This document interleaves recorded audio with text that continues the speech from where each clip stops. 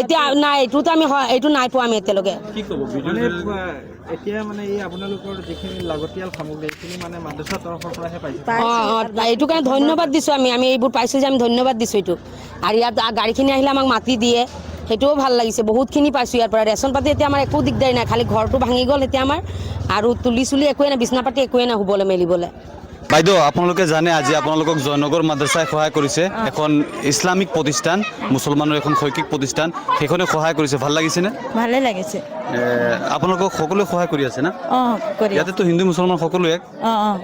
গোটেই কি নাম আপোনাৰ? মাইদানী ভূমিজ।